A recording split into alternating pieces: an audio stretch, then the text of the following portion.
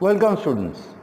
Today we will discuss about plasma proteins in this class. So these plasma proteins are also known as serum proteins. So first we have to know what is the difference between plasma and serum. And thereafter we will discuss their various functions and their biological importance. Next please. So what are plasma proteins? When blood is collected in a vial with anticoagulant, the blood does not clot in vitro. Then it is centrifuged, so we will get a clear portion and the cells are separated in a pellet.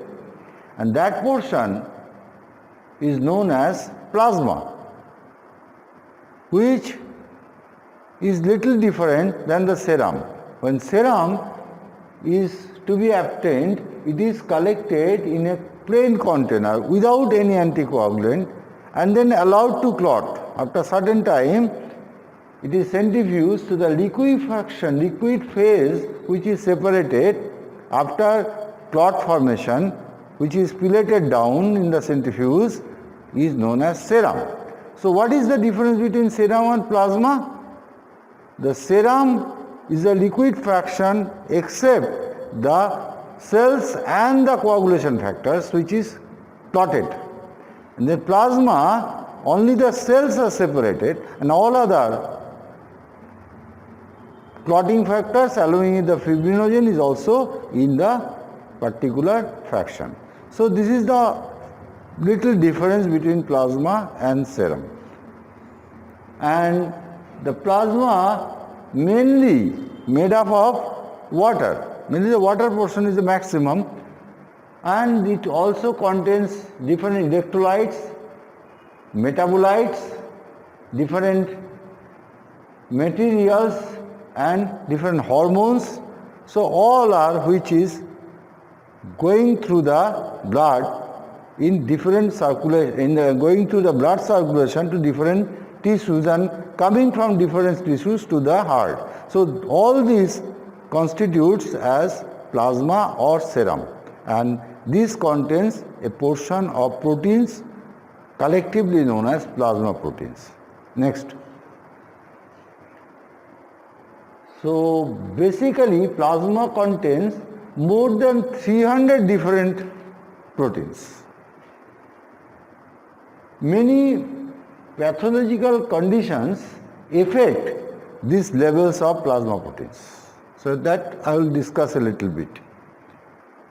They are mostly synthesized in liver, and some are produced some other sites like immunoglobulins. They are not produced from the liver. They are produced from the plasma cells, that means activated B lymphocytes, where the immunoglobulins or antibodies are produced and secreted from the plasma cells. Next please. So as I have told you, most are synthesized in the liver. Exception gamma globulins that I have already told you. It is a gamma fraction, that is the antibodies that is synthesized by the plasma cells.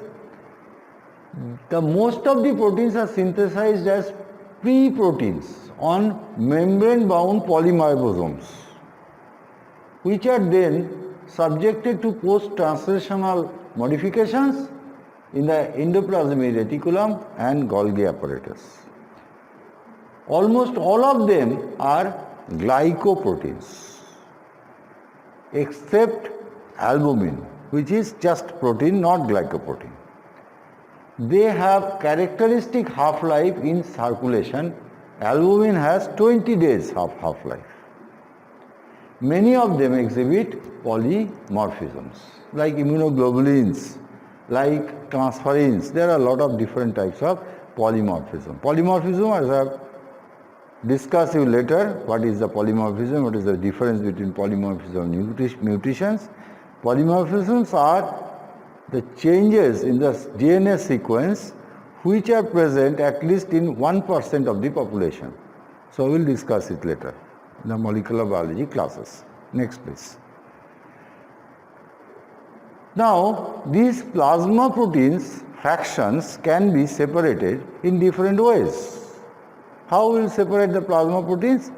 Conventionally it was separated by salt fractionation. What is salt fractionation? Different concentration of salts can precipitate the particular portions of the proteins from the solution. So depends on the molecular weight of the proteins, the different salt concentration are used so that different fractions of the proteins are separated from the solution and can be identified. Here total volume of blood is 4.5 to 5 liters. 55 to 60% of blood is plasma actually, and the plasma proteins so can be separated by salt fractionation. I have told you, where you will get albumin, globulin and fibrinogen fraction. Here fibrinogen precipitates by 10%, whereas globulin is precipitated by 22% of sodium sulfate solution. Now ammonium sulfate precipitate globulin in 40% solution, but when it is 100% salt solution, albumin also precipitates. So you can precipitate 50%, now globulin portion is separated, you can separate the globulin portions and thereafter you can make it 100% saturated so that albumin also separated. That way you can further analyze. So that is the salt fractionation by which we will get major three portions: albumin, globulin and fibrinogen. But electrophoresis is the most important way of separating the plasma proteins and analyzing. Here, if you put the plasma proteins subjected to electrophoresis, we will discuss about this electrophoresis technique in detail in your practical class later. The electrophoresis is a process by which charged molecules are separated when subjected to an electrical field, but we will discuss it in detail later on. Here you will get 55 to 65%, globulin 2 to 4%, like alpha 1 globulin, alpha 2 globulin 6 to 12%, beta globulin 8 to 12%, and gamma fractions, that is immunoglobulins 12 to 22%. So if you just measure the concentration, you will find albumin 3.5 to 5 gram per deciliter, like 0.5 to 3.5 gram per deciliter, and there is the albumin globulin ratio, that is within the physiological limit or reference range. The fibrinogen levels is 200 to 400 milligram per day. So total protein as a whole is measured as 6 to 8 gram per deciliter. That is the normal distribution. Next please. Now as we are telling you about the electrophoretic separations, so this is a particular separated electrophoretic bands, and we can apply densitometric scanning by which we can give a graph. So you can see the plasma proteins are separated and there is different fractions we have got, that is albumin, alpha 1, alpha 2, beta and gamma fractions.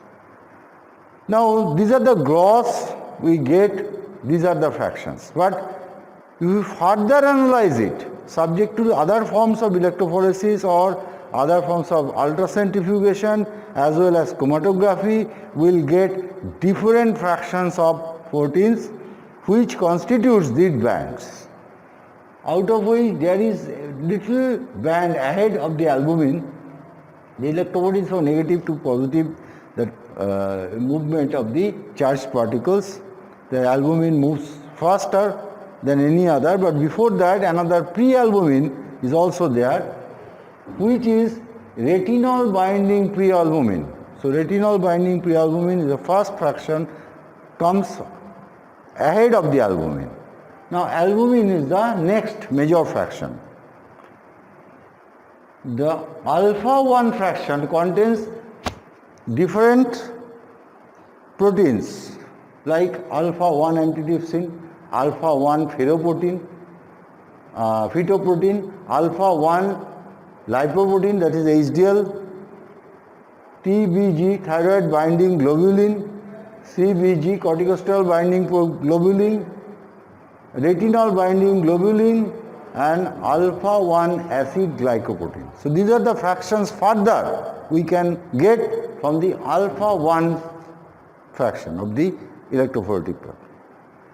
Then out of the alpha 2 there are certain important fractions of the plasma protein: celluloplasmin, hepatoglobulin, and alpha 2 macroglobulin. I will discuss about their functions.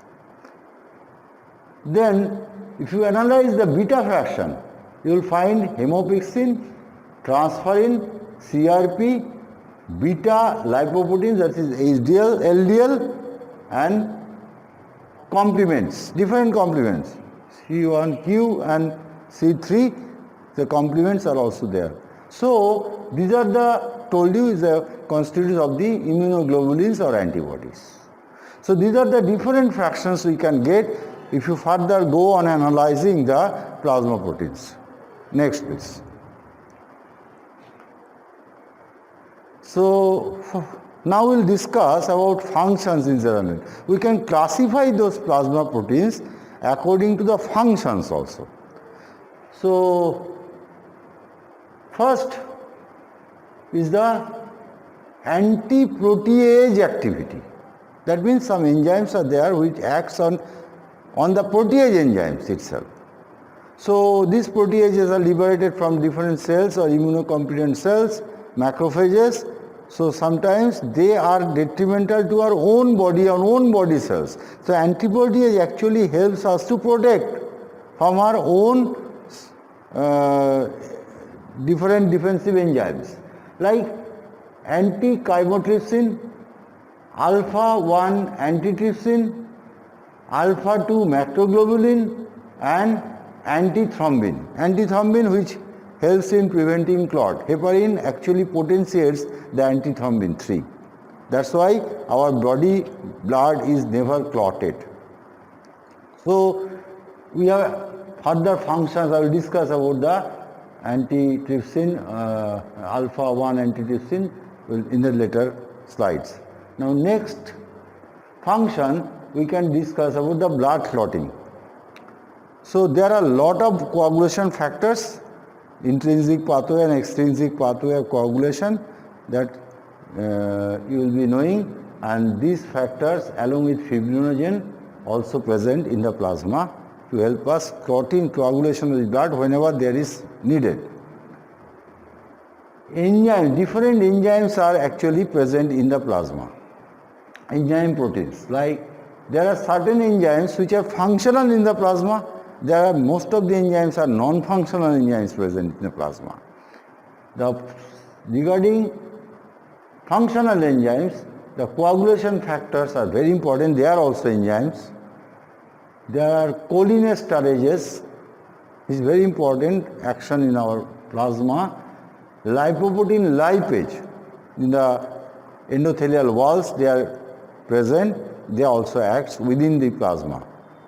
But there are different non-functional enzymes which are usually comes out of the cells due to regular wear and tear, and when there is organ damage they comes out in a large portion, which helps in our clinical diagnosis of different organ function. So that will be discussed in your clinical enzymology classes. Now hormones in the plasma, though other hormones transported through plasma, but actually erythropoietin hormone which are present in the plasma and very much active in the plasma itself regarding for the development and growth of the blood cells, red blood cells, RBCs. Immune defense system, as I have told you, immunoglobulins, complements, beta macroglobulin, these are the immune defense systems. Some plasma proteins are involved in the inflammatory response. When there is any inflammation as a result of virus, bacteria or other pathogens, we have an inflammation, and that inflammation is diagnosed immediately by the measurement of these different types of plasma proteins. There are some acute phase response proteins like CRP. I will discuss about CRP. Alpha 1 acid glycoprotein. That is also considered to be an acute inflammatory response protein. Some proteins are of oncofetal antigens. Oncofetal means that particular proteins were actually synthesized in the fetal life, and this fetal life they were needed. So they elaborated from different cells in the fetal cells. But when they are converted to adult, these antigens are not expressed. But whenever there is rapid transformations of the cells regarding in a different cancerous patients, they go back to their fetal nature. They become undifferentiated in nature, and they elaborate this type of fetal antigen, which is diagnostic of different carcinomas.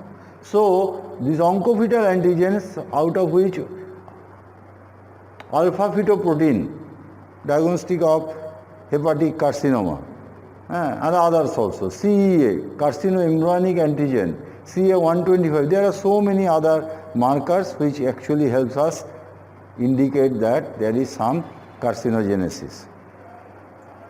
Now, osmotic pressure, that is a very important function of the plasma. This could have been mentioned actually earlier. The oncotic pressure is mainly maintained by albumin. So albumin helps us to maintain the albumin pressure. Not only that, albumin also helps us in many other functions. Next slide, please. Transport function of albumin, that is also very important. Albumin helps in transport of bilirubin, that unconjugated bilirubin, free fatty acid known as non-esterified fatty acids, calcium, zinc, steroids, and many other hormones as well as different drugs. So albumin helps in transport of various materials, as well as albumin also helps us very much important in buffering actions. That is also very important action of the albumin, and also helps us as a total amino acid or protein pool in the plasma, protein reserve of the plasma. Now ceruloplasmin, they also helps in transport of copper. Now CBG, corticosteroid binding globulin, helps in transport of corticosteroid, or also known as transcortin. Hepatoglobulin, this binds extracorpuscular hemoglobin. The hemoglobin, when it degrades, RBC degrades, some of the hemoglobin which comes out in the blood is immediately captured by this hepatoglobulin up to a certain percentage. Otherwise, that would have come out through kidney. Lipoproteins, different lipoproteins, chymotrypsin, VLDL, LDL, they are all present in the plasma as transport proteins. Hemopexin, this binds heme portion, not the hemoglobin but the heme, pre-heme portion is also, there is some protein which binds this heme portion. So some of the heme is captured by this protein immediately. Heme or hemoglobin is not allowed to keep free in the plasma. I will discuss why. Retinol binding protein is there, sex hormone binding globulin, thyroid binding globulin, transthyretin or P-albumin, which binds to T4 and T3. So these are the different transport proteins are also functions of the plasma. So plasma proteins have different function. You can categorize these plasma proteins according to their functions. Next, please. So this is the plasma proteins also serves as an antioxidants. So some of the plasma proteins like transferrin, ferritin, celluloplasmin, hepatoglobin, hemopexin, they all bind heme and transfer to the liver as antioxidants because they remove iron. Free iron, if it is present in the plasma, it will give rise a reaction known as Fenton's reactions, where H2O2 is acted on by the iron to give rise to free radical, hydroxy radical, and there are free radicals generated. So whenever iron is there, that has to be taken care of by a group of proteins. Like in hemoglobin as well as in heme itself cannot be allowed to keep free in the plasma. If it is free, then it will give rise to reaction. Any change in the hemoglobin structure will give rise to Fenton's reactions. So these are the important proteins which keep the hemoglobin away from the plasma and away from these Fenton reactions. Next please. Now I will discuss some of the acute phase proteins. As I have mentioned earlier, the acute phase response proteins increase 50 to 1000 folds in various inflammatory and neoplastic conditions. One of very important nowadays is CRP. What is CRP? Beta, it is a beta globulin, 115 to 140 kilodalton. It is increased in inflammation and falls immediately when it subsides, the inflammation subsides. Cross reacts with C polysaccharide of capsule of pneumococcus. That's why it is known as CRP. That particular protein has a cross reaction with the C polysaccharides of the capsule of the pneumococcus. And this gives a very good indications of the inflammatory constitution, especially in the children. And also that CRP is correlated with different disease, like HSCRP correlates with the risk of CAD. Next please. Celluloplasmin. Now celluloplasmin is another transport protein which helps in transport of copper atoms, and it is also alpha 2 globulin and also known as peroxidase. It helps to incorporate iron in transferrin. This is also enzymatic action of the celluloplasmin. The celluloplasmin level decreased when there is a Wilson's disease. So Wilson's disease, celluloplasmin level decreased, that's why copper is deposited in the liver and causing different jaundice along with hepatitis. So that I will be discussing in those classes in copper metabolism. It increased in hepatitis, other liver diseases, cancers, so it can also used as a marker of those diseases. Normally it is in male 22 to 40 milligram per deciliter and in female 25 to 60 milligram per deciliter. But in pregnancy it is little different. So accordingly we can interpret and diagnose the different disorders related to this particular transport protein. Next. Now, which is very interesting and important fraction is alpha 1 antitrypsin. So we'll discuss a little bit more in this particular protein, also known as alpha 1 antiprotease. It is a single chain protein of 394 amino acids, contains 3 oligosaccharide chains. As it is a glycoprotein actually, it is the major component or 90% of the alpha fraction of the human plasma. Synthesized by liver and also macrophages, and is the principal serine proteases inhibitor, principal serine protease inhibitor of human plasma.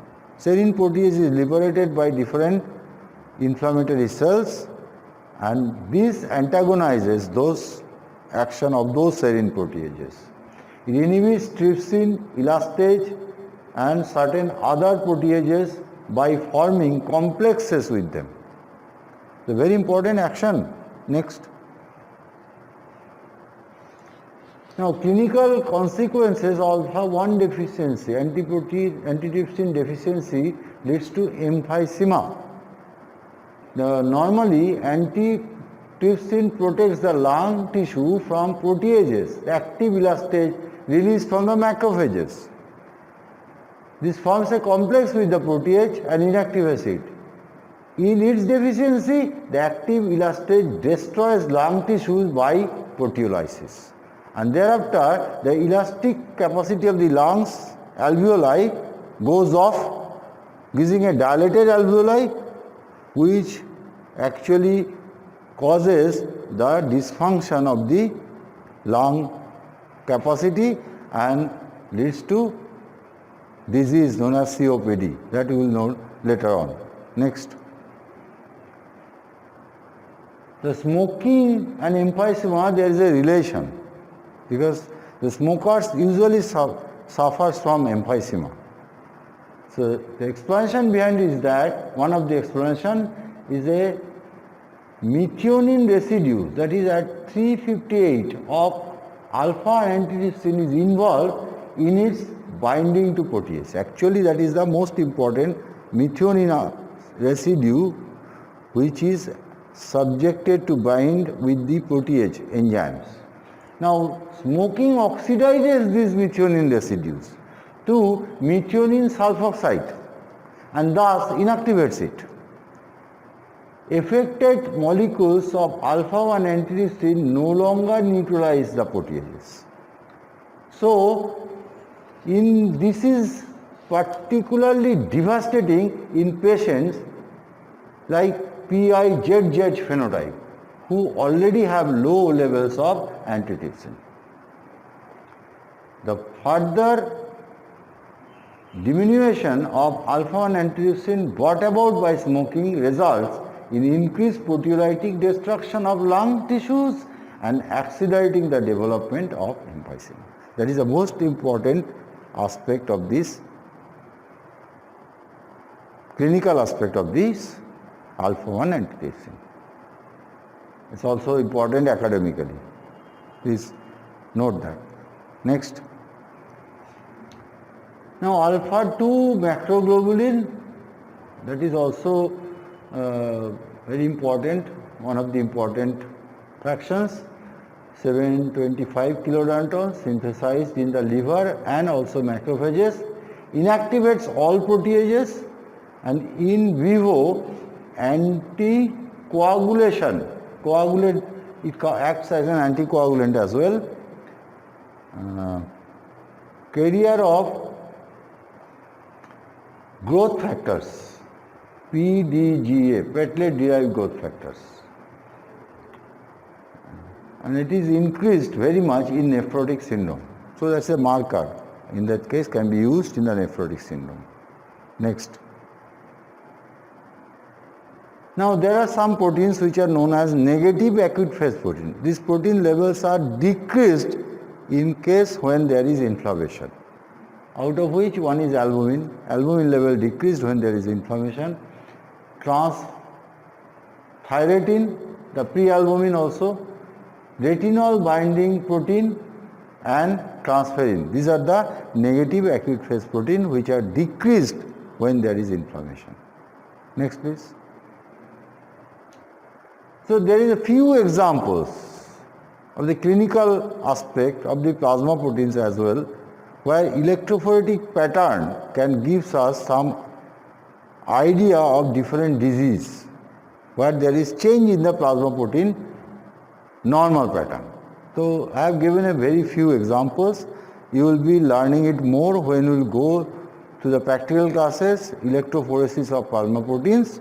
So there you will be interpreted in a much more way. Here a few examples are there. Normal, this is the normal bands.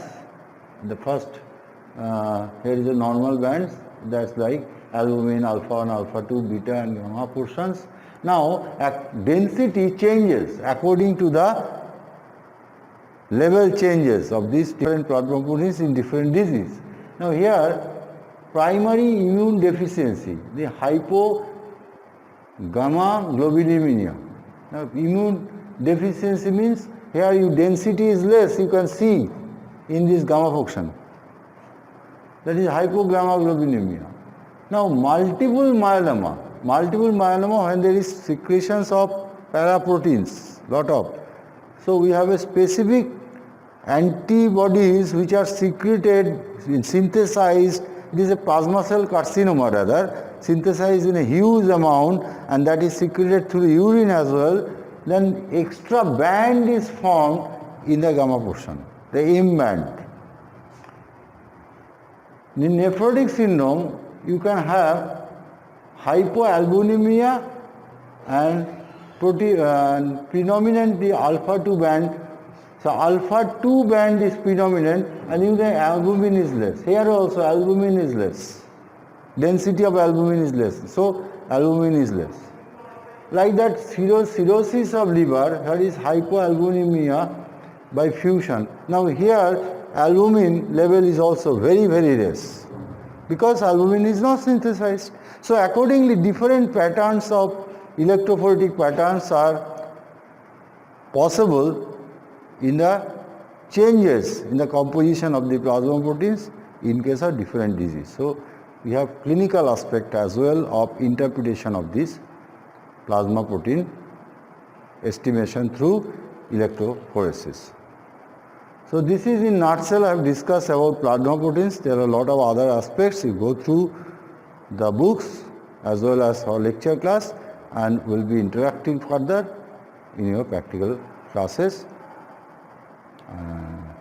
Thank you all for sound listening.